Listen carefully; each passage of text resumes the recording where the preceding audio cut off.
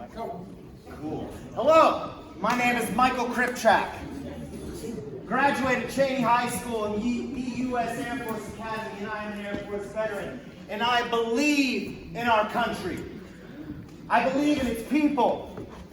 I believe in our state, and I believe in our city. But I also believe that we must learn from our past in order to not repeat it. If you remember one thing about me tonight, it is this. My mission is singular. Restore the American dream.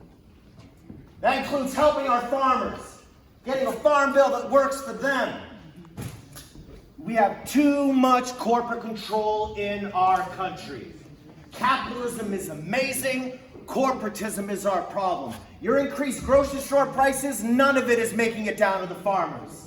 That's right. It all comes down to one question for me. What is more important, this generation or the next? That is why we must support our teachers. We must support public education. We got to get away from teaching to the test and moving to what we had at the academy called the whole person concept. Mental, emotional, physical well-being. And most importantly, my main goal is to get manufacturing back to our district. Public and private partnerships. We have the money. We have the funds in this country. We're just not spending them right. We do $20 billion in tax subsidies to oil and gas companies around this nation. An industry that made $30 billion profit last quarter.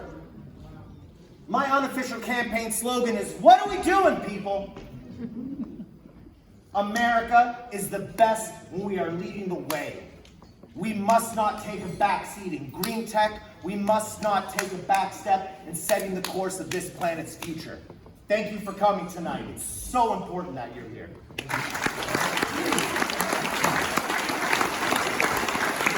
Any questions for the candidate from the panelists?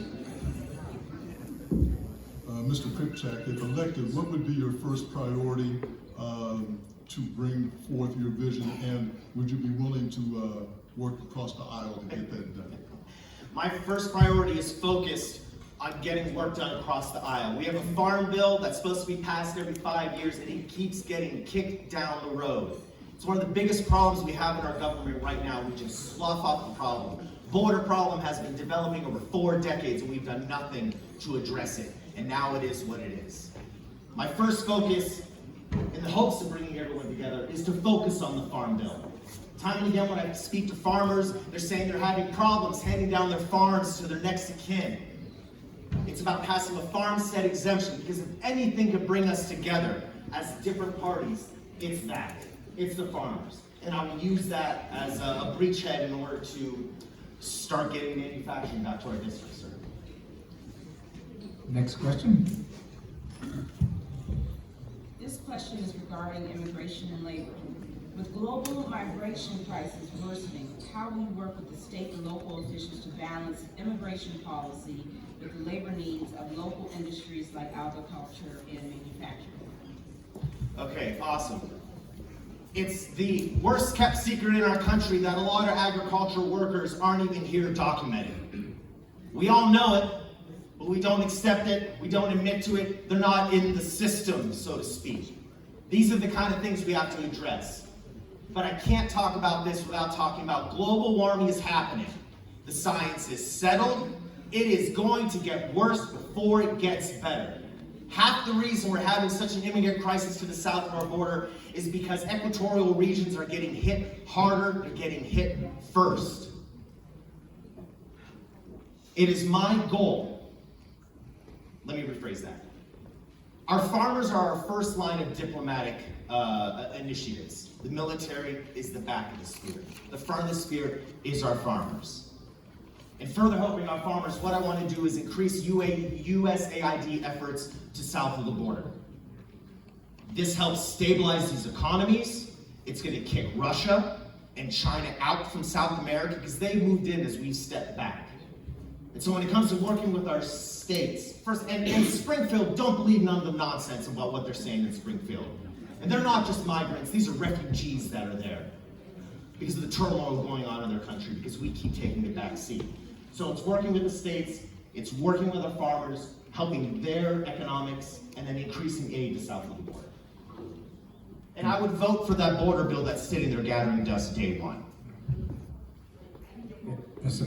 Mr. Kripchak, since you have spoken for the number of minutes that you have, you've been talking about the farm bill. How does that help those of us who live in urban areas? So I guess glibly I'd say because we all need to eat. Our farmers are one of the most important, often overlooked demographics in our country. But let's talk about urban areas. We need to get manufacturing back to our district. We can't turn into an extractive economy. I want you to go look up something called the Dutch disease. That's what that plan will do to us. Because these companies come in, they suck us dry, and then they leave us with the waste. The manufacturing district is based on commercialization of fusion energy. That's its main focus. That's our energy future of the world. Germany just announced a $20 billion initiative over 15 years. Currently, we have 150 million set aside. Unacceptable. We have the people, we have the places, we have the pedigree. Education.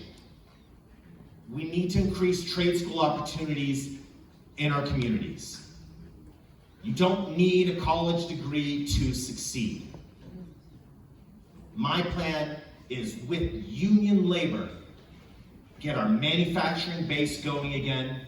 This will create small, independent, Ohio-owned businesses here, and they will lock each other in and they'll never leave. It's based a lot on what the success that's happening down in Dayton around Wright-Patterson Air Force Base.